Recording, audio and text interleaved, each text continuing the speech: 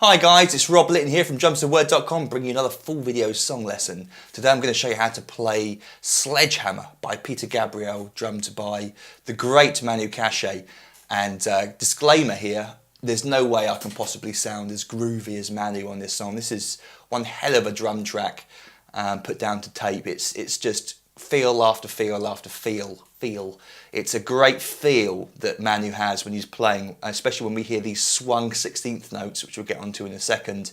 So I'm going to do my best here to teach you what he plays, but don't expect me to sound like him, and you probably won't either, but we can have a go at it at least, right?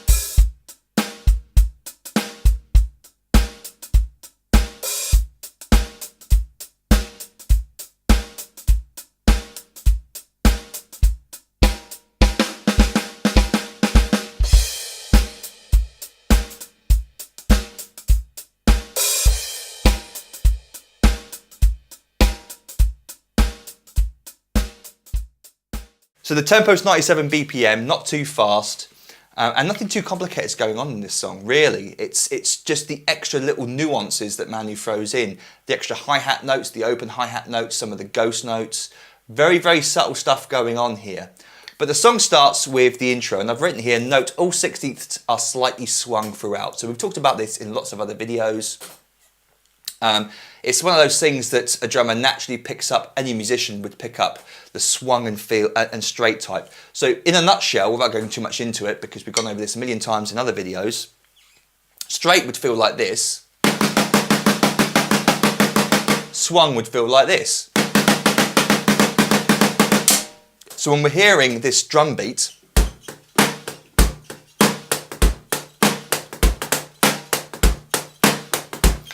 what's making that sound like is the fact that we're playing in a triplety feel, a swung feel. And so this is something that you don't really have to understand what's going on or be able to count it or write it out, but you can hear the difference between that's as straight as I can get it, and then swung. Do straight again. I'm just naturally springing it slightly there.